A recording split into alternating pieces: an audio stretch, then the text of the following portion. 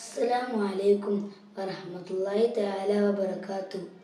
നബിദിന പരിപാടിയുടെ ഈ വർണ്ണാഭമായ വേദിയിൽ ഞാൻ നിങ്ങളോടൊരു കൊച്ചു കഥ പറയാം. എൻ്റെ കഥയുടെ പേരാണ് പ്രജാക്ഷമ താൽപരനായ ഒരു രാജാവ്. ധാരാളം വിവാദത്തുകൾ ചെയ്തുകൊണ്ടിരുന്ന ഖുർആൻ മനഃപ്പാഠമാക്കിയ മഹ്മൂദ് ആയിരുന്നു ആ രാജാവ്. തൻ്റെ രാജ്യത്തെ 7 പ്രവിശ്യകളാക്കി പല നാട്ടുരാജാക്കന്മാർക്കും വിഭജിച്ചു നൽകി. അതിലൊരു രാജാവിന് സുന്ദരിയായൊരു മകളുണ്ടായിരുന്നു. അവളുടെ പേരാണ് സുഹ്റ. മഹ്മൂദ് സുഹ്റയുടെയും വിവാഹം ഉറപ്പിച്ചു വെച്ചിരുന്നു. അങ്ങനെ ഒരു ദിവസം മഹ്മൂദ് നായാട്ടിനായി ദേഹത്ത് എണ്ണ തേച്ച് കൊട്ടാരം മട്ടുപാവിലൂടെ ഉലാത്തുകയായിരുന്നു. ഖുർആൻ പാരായണത്തിൽ അതീവ താൽപര്യം കാണിച്ചിരുന്ന മഹ്മൂദ് ആദരങ്ങളാൽ ഖുർആൻ സദാ മൊഴിഞ്ഞുകൊണ്ടിരുന്നു. ആലിമ്രാനിലെ 26-ാമത്തെ ആയത്തെത്തിയപ്പോൾ മഹ്മൂദ് ഒരു സംശയം. എല്ലാ അധികാരവും നൽകുന്നവനും എടുക്കുന്നവനും നീയാണെങ്കിൽ എൻ്റെ അധികാരം ഈ സെക്കൻഡിൽ നീ എങ്ങനെ ഇല്ലാതാക്കും? അതേസമയം ഒരു ഭടൻ വന്ന് പറഞ്ഞു, മഹാരാജാവേ, കൊട്ടാര പൂമുറ്റത്ത് ഒരു പുലി. ഹേ, പുലിയോ? രാജാവ് മുറ്റത്തെത്തി. ഭടന്മാർ കഴിവതും പുലിയെ ഓടിക്കാൻ ശ്രമിച്ചു. പുലി പിന്മാറുന്ന പ്രശ്നമേ ഇല്ല. മഹ്മൂദ് തൻ്റെ ഉടവൾ വലിച്ചൂരി പുലിക്കു നേരെ നീങ്ങി.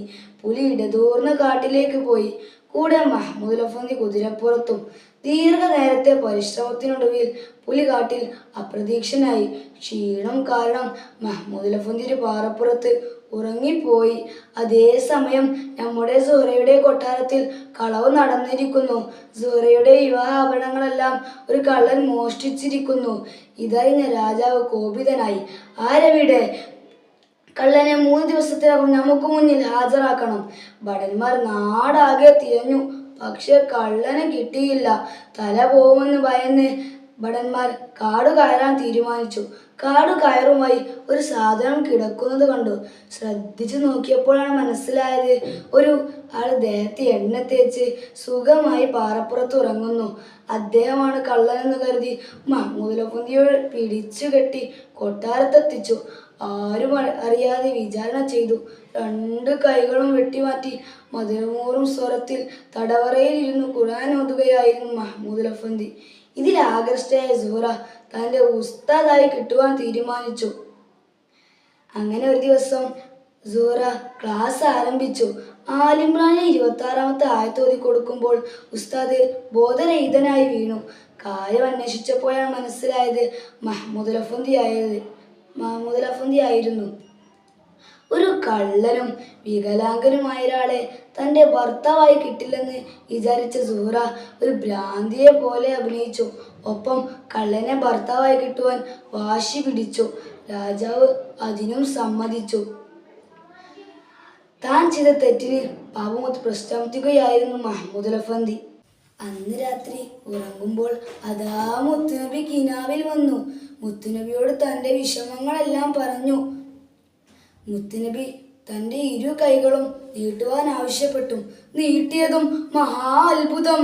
അതാ തിരുനബിയുടെ തിരുസ്പർശനമേറ്റതും കൈകൾ രണ്ടും പഴയ സ്ഥിതിയിലായി. ഇതൊരാളിൽ നിന്ന് മറ്റൊരാളിലേക്ക് അങ്ങനെ കൊട്ടാരമാകെ പരന്നു. ഇത് മഹ്മൂദ് ആണെന്ന് മനസ്സിലായ രാജാവ് മഹ്മൂദ് കാലുകൾ വീണ് മാപ്പ് ചോദിച്ചു. രാജൻ, അങ്ങ് എന്നോടാണ് തെറ്റ് ചെയ്തത്. അതും അറിയാതെ. ഞാൻ എൻ്റെ രക്ഷിതാവായ അള്ളാഹുവിനോടാണ് തെറ്റ് ചെയ്തത്. അതിനുള്ള ശിക്ഷയാണ് എനിക്ക് ലഭിച്ചത്. ശുഭം. ഇവിടെ നിർത്തുന്നു ഈ കഥ. അസ്സലാമു അലൈക്കും വറഹ്മത്തുള്ളാഹി തആല വബറകാതുഹു.